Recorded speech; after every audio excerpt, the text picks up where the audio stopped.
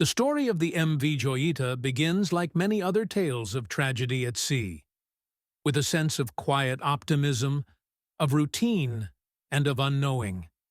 The vessel, once a luxurious yacht, became one of the most mysterious and haunting maritime disappearances in modern history. The MV Joyita, a jewel of the sea. Built in 1931, the MV Joyita was originally a private yacht. With its luxurious design and solid construction of steel and cedar, it was a vessel of elegance, sailing under the ownership of wealthy patrons. For years, it cruised the Pacific, a symbol of grace. After the outbreak of World War II, the Joyita was requisitioned by the U.S. Navy, serving as a patrol boat during the conflict. She was durable and resilient, her hull standing firm in the face of adversity. And after the war, the ship was sold back into civilian hands. By the 1950s, the Joyita had transformed into a merchant vessel, now used to transport passengers and cargo between the islands of the South Pacific. Though the days of its luxurious past were long behind, the Joyita retained its reputation as a ship that could endure, an unsinkable vessel, capable of weathering the stormiest seas. However, fate would soon test this notion in ways no one could have predicted. October 3, 1955. The Last Voyage. On October 3, 1955, the MV Joyita set sail from Apia, Samoa, on a routine trip to the remote Tokelau Islands, approximately 270 miles away. The journey, though seemingly simple, would turn out to be anything but. Aboard the ship were 25 people, 16 passengers, and 9 crew members, including Dr. Alfred Dennis, a prominent physician who was traveling to Tokelau to offer medical aid.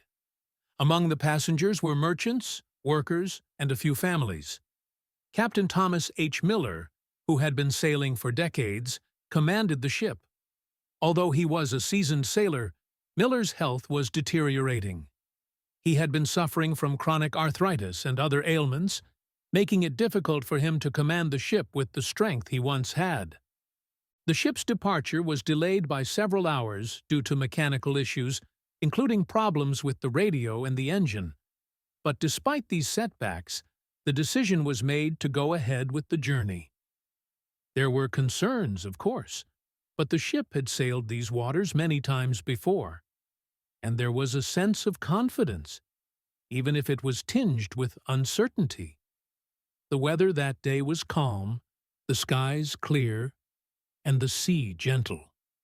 But no one knew that this would be the last time the MV Joyita would ever be seen in the same light.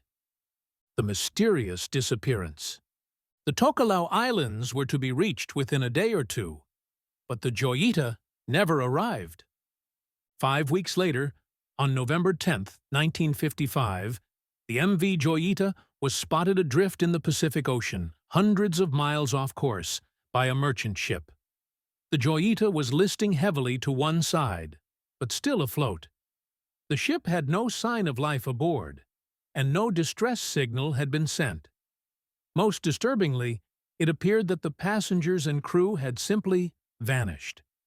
There were no bodies, no sign of struggle, no obvious cause of what had occurred. The ship itself, though largely intact, was eerily devoid of people. It was adrift, floating in a vast expanse of empty ocean. The deck was scattered with strange signs that made little sense. Medical supplies, bandages, and other personal items were found. Dr. Dennis's medical bag was open, its instruments strewn about the deck as though someone had been in the midst of an emergency procedure. There were blood stains on some bandages, suggesting that injuries had occurred. But who had been injured, and why was no one present to explain it? The lifeboats were missing, but there was no sign of a struggle. The ship had mechanical problems. The engine was broken, and the radio had been tuned to the international distress frequency, though the antenna was damaged. There was no sign that the ship had been struck by any external force, such as a collision with another vessel or a violent storm. The ship's log was missing, and the navigational tools had been removed, adding to the mystery. What could have caused the passengers and crew to abandon a ship that was, by all accounts, still seaworthy? Theories and speculation. The mystery of the MV Joyita has been the subject of much speculation over the decades, but no theory has ever fully explained what happened to the ship or the people aboard. Several ideas were put forward, though none of them offered a satisfying answer. One theory posited that the crew and passengers had suffered some sort of mass hysteria or panic, possibly brought on by the ship's mechanical issues. The lack of any bodies or signs of foul play suggested that the people on board had abandoned ship in a hurry, perhaps fearing some kind of disaster. But why would they leave a ship that was, for all intents and purposes, still afloat and not sinking? The Joyita was unsinkable, or at least that was the belief. There was no immediate danger to the ship's integrity. Another theory was that Captain Miller, who had been suffering from ill health, was incapacitated, and the ship's mechanical failures led to confusion and panic. Perhaps the crew and passengers, in their desperation, tried to flee the ship, unaware that they were leaving behind safety for certain danger in the lifeboats. Yet, if this were true, why were there no signs of struggle or chaos? And why were the lifeboats gone, but no bodies or signs of human life found? A more sinister theory suggested foul play, perhaps a mutiny or a pirate attack, though the lack of violence or robbery on board made this theory unlikely. There were no signs of bloodshed or theft. Others speculated about the supernatural. The waters of the South Pacific had long been associated with strange disappearances and mysterious happenings. Was the MV Joyita cursed, as some believed? Some tales of ghost ships and unexplained vanishings in the Pacific did little to help the rational minds investigating the case. For many, the lack of clear answers only deepened the mystery. Why was a ship, seemingly intact and seaworthy, abandoned in such an odd manner? Why were the passengers and crew gone without a trace? The legacy of the MV Joyita. Over the years, the MV Joyita's disappearance faded from the public consciousness, but the mystery continued to haunt the families of those lost at sea. For them, the empty ship was not just a symbol of an unsolved mystery, but a painful reminder of loved ones taken by the ocean, swallowed by the vastness of the Pacific, never to return. The Joyita itself was eventually found and salvaged, though it was never again the ship it once was. It continued to serve in various roles before being retired, but its reputation had changed.